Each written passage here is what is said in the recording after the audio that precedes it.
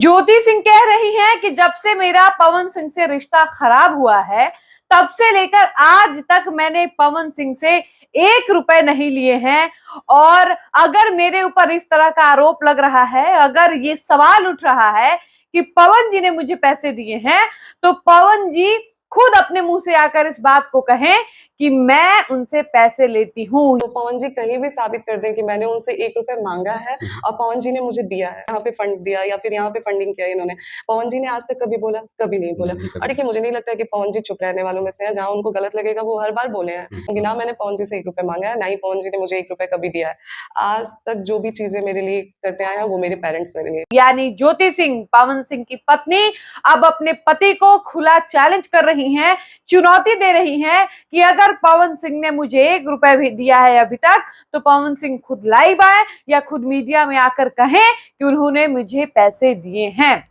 ज्योति सिंह यहां तक कह रही हैं कि पवन सिंह को मैं जितना जानती हूं वो चुप रहने वाले इंसान नहीं है। अगर वो मुझे पैसे दिए होते या वो अगर मुझे पैसे देते हैं तो अब तक ये बात वो कहीं ना कहीं कह दिए होते, चाहे मीडिया में, चाहे वो लाइव आकर कहे होते,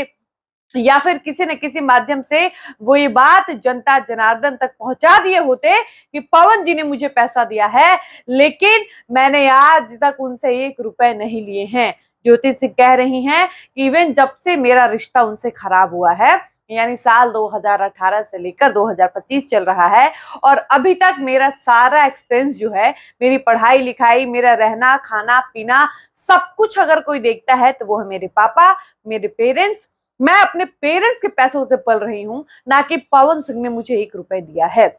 और ज्योति सिंह इसके अलावा मीडिया कर्मियों से बातचीत के दौरान ये भी कह रही हैं कि मेरी तो पवन जी से बात ही नहीं हो रही है,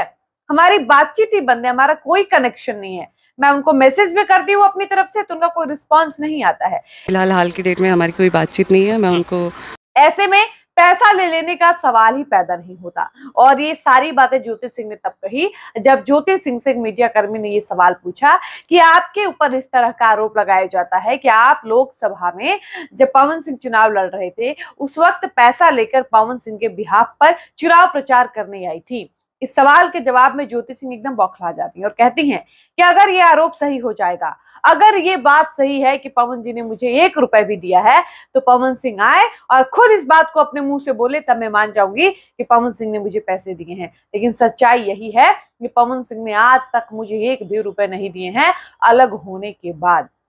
इसके अलावा ज्योति सिंह ने एक बार फिर से मीडिया में ये माहौल बनाना शुरू कर दिया है, ये कहना शुरू कर दिया है कि पवन सिंह से तो मेरी बात ही नहीं होती है, हम दोनों में अब कोई कनेक्शन नहीं है। और लोग कह रहे हैं कि ये सब कह के ज्योति सिंह एक बार फिर से सिंपैथी कार्ड खेलना चाहती हैं। वो जानती हैं कि अगर हम इस तरह की बातें मीडिया में कहेंगे, ऐसी बयान अगर मीडिया में देंगे, तो ये सामाजिक संदेश कहीं ना कहीं जाएगा कि इसका पति कितना बड़ा स्वार्थी है, कि जब लोकसभा चुनाव में इस लड़की का यूज करना था तो इस लड़की को बुलाया, इस लड़की को कार गिफ्ट किया, मांग में सिंदूर लगाया, ज्योति सिंह बकायदा पैर छुई, दोनों हाथ में हाथ डालकर चले, मंच पर एक साथ खड़े हुए। मतलब उस वक्त का नजारा ही कुछ और था। और जब पवन सिंह हार गए उसके बाद से ही ज्योति सिंह को अलग कर दिया, साथ दिखना तो दूर, बातचीत करना भी बंद कर दिया।